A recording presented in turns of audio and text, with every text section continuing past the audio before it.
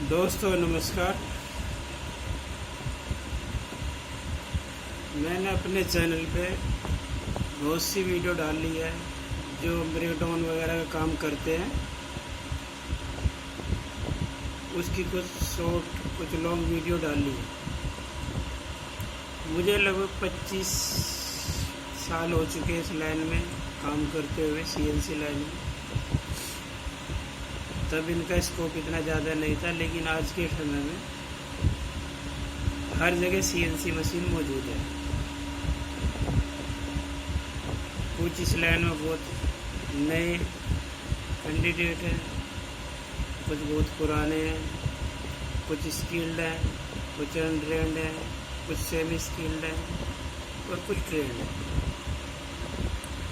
मैंने भी जो भी एक्सपीरियंस 25 साल के अंदर ऑपरेशन के दौरान प्रोडक्शन लाइन में मेंटेनेंस में जो भी अचीव किया, मैंने सोचा कि मैं अपना कुछ एक्सपीरियंस सभी भाइयों के साथ अपना शेयर करता हूँ और इससे अगर किसी को कोई बेनिफिट मिल जाए तो अच्छी बात है। एक्सपीरियंस हमेशा शेयर करना चाहिए, शेयर करने से वो एक्सपीरियंस बढ़ता है। आज मैं आपको CNC लाइन को स्टार्टिंग से बता रहा हूँ। CNC का मतलब है CNC। C का मतलब कंप्यूटराइज्ड, N का मतलब न्यूमेरिकल, C मतलब कंट्रोल, यानी कि कंप्यूटर के द्वारा किसी भी नंबरों को कंट्रोल करना। जैसे आप CNC में प्रोग्राम बनाते हो, उसमें X की वैल्यू कुछ डालते हो, Z की वैल्यू कुछ डालते हो, M कोड यूज करते हो, G कोड यूज करते हो, वो सब न्यूमेरिक में आता है। उसको कंप्यूटर के द्वारा कंट्रोल किया जाता है, इसलिए इसको CNC सिस्टम बोलते हैं। अब CNC में भी बहुत सारी वैरायटी है, मशीन के हिसाब से अलग अलग टाइप है।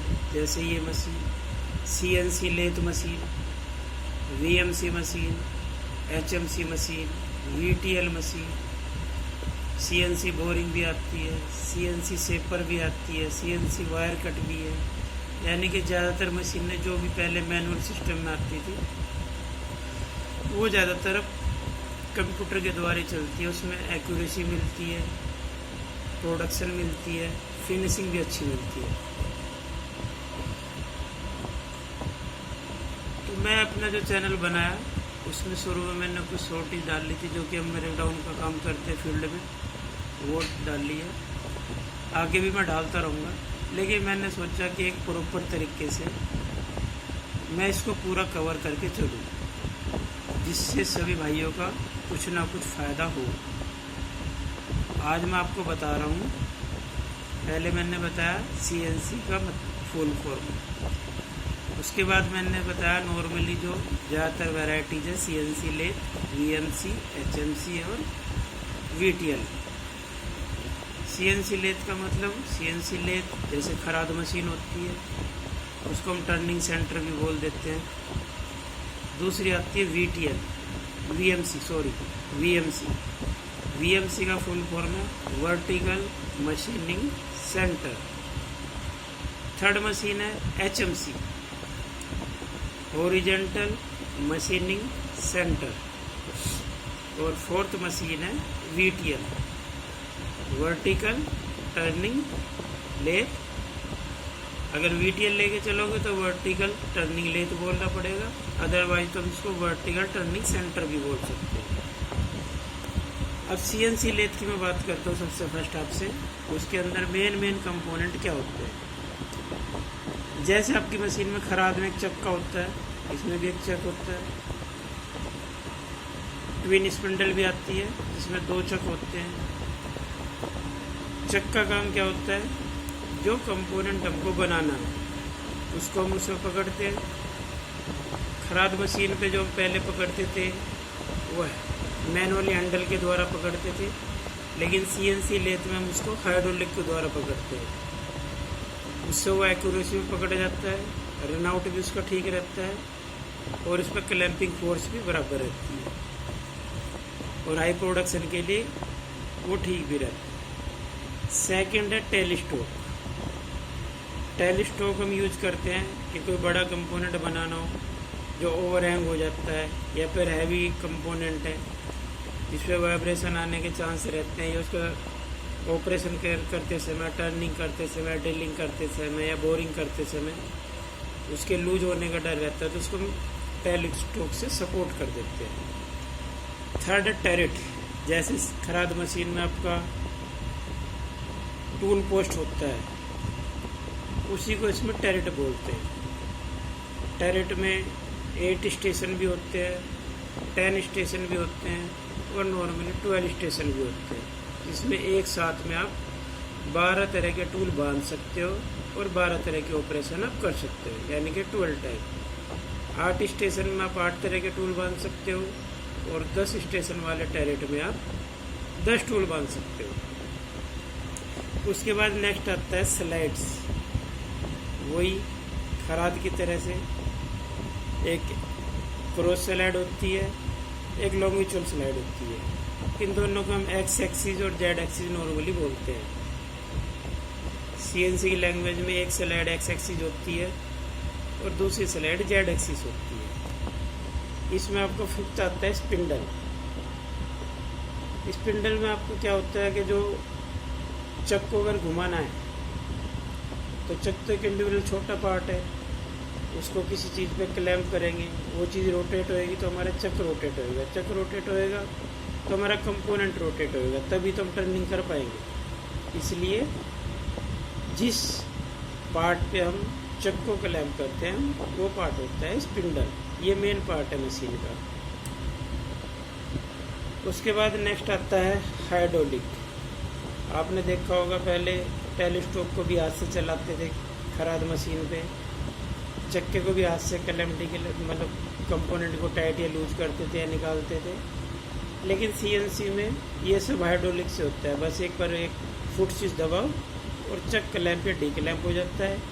टेलीस्कोप 4 जो कोयल होती है वो फॉरवर्ड या रिवर्स हो जाती है, तो उसके लिए हम हाइड्रोलिक सिस्टम का यूज करते हैं ताकि पावर हमारे को शरीर की मेहनत कम करे और हमारा काम इजीली हो जाए। कुछ टैरेट भी आते हैं जो हाइड्रोलिक होते हैं, उनको भी फंक्शन करने के लिए, उनका इंडेक्सिंग करने के लिए हम इसको यूज करते हैं हाइड्रोलिक सिस्टम। नेक्स्ट आता है इसमें सिस्टम। सिस्टम वो होता है जिसके द्वारा पूरी मशीन का मैकेनिकल, इलेक्ट्रिकल सब कंट्रोल होता है, वो सिस्टम के थ्रू होता है। तो सिस्टम में ज़्यादातर फानुक होता है, हमारे देश में तो फानुक ज़्यादा चलता है, सीमस चलता है, मित्सुबिशी है, और भी बहुत सारे सिस्टम हैं डिफरेंट टाइप के। फंक्शन सबका एक है, न्यूमेरिकल चीज़ों को कंप्यूटर के द्वारा कंट्रोल करना। प्रोसीजर अलग सब सेम है, खाली क्या है कि अलग अलग कंपनी का अलग अलग डिजाइन है, लेकिन बेसिक चीज़ें सबकी सेम है। नॉर्मली कुछ में साइकिल्स होती है, अलग कोड यूज करते हैं, दूसरी सिस्टम में अलग कोड यूज होता है, लेकिन स्टैंडर्ड कोड वही रहते हैं, G code, M code, U, W, वो ज़्यादातर सबके सेम होते हैं। उसके बाद आता है वायरिंग पैनल। अब सिस्टम तो हमने लगा दिया, लेकिन अलग अलग फंक्शन को बंद करने के लिए, चलाने के लिए, स्पिंडल को घुमाने के लिए, एंटी क्लॉकवाइज घुमाने के लिए, क्लॉकवाइज घुमाने के लिए, वो फंक्शन कैसे काम करेगी, उसके अंदर अलग अलग पार्ट्स लगे होते हैं। रिले बोर्ड हो गया आपका, एमसीबी हो गया, ओवरलोड हो गया, ये सारी चीज़ें किस में लगाई जाती है, पैनल में। वहाँ से सारी चीज़ें ड्राइव के थ्रू, सिस्टम के थ्रू कंट्रोल होती है। उसमें जो वायरिंग वगैरह जितनी भी होती है सारी एक पैनल के अंदर होती है और वहाँ से अलग अलग जगह हो जाती है। उसके बाद नेक्स्ट आता है मोटर। अब किसी भी चीज़ को रोटेट करने के लिए, चलाने के लिए, उसको कोई चीज़ कैसे चलाएगी, मोटर ज़रूरी है। मोटर स्पिंडल मोटर होती है, एक्स एक्सिस की स्लाइड में मोटर लगती है, जेड एक्सिस की स्लाइड में मोटर लगती है, आपके स्पिंडल में मोटर लगती है जो चक्के को रोटेट करती है।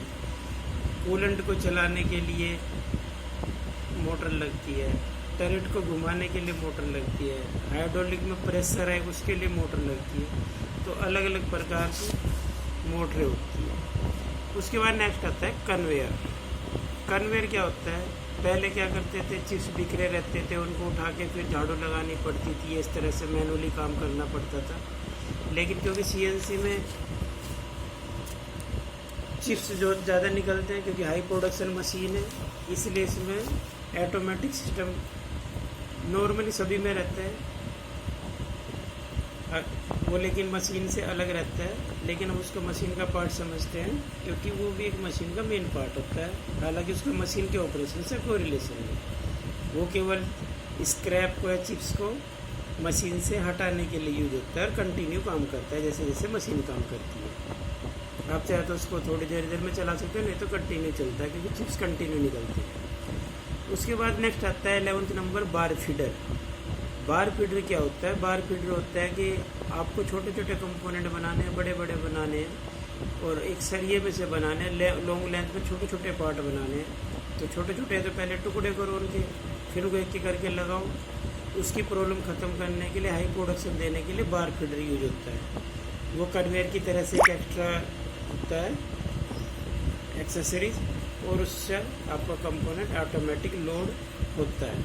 ये सब चीज़ें प्रोडक्शन को बढ़ाने के लिए होती है, यानी कि मेहनत कम करनी पड़े और ऑटोमेटिक सिस्टम का यूटिलाइजेशन ज़्यादा से ज़्यादा करें। अगली वीडियो में मैं आपको इससे आगे लेके चलूँगा। फ़िलहाल लंबी वीडियो हो जाएगी, इसलिए इस वीडियो को यहीं पर क्लोज करते हैं। और मैं आपको सीएनसी लेथ की स्टार्टिंग से ऑपरेशन, मेंटेनेंस, इलेक्ट्रिकल, मैकेनिकल और जो भी मशीनों के अलग अलग फंक्शन होते हैं, सबका वीडियो मैं अपलोड इस पर करता रहूँगा अपने चैनल पे। आप लोग भाई लोग इसको देखें, समझें, और कोई प्रॉब्लम हो तो कमेंट में मेरे को डालें। मैं आपकी जो भी हेल्प हो सकती है वो भी करूँगा। धन्यवाद।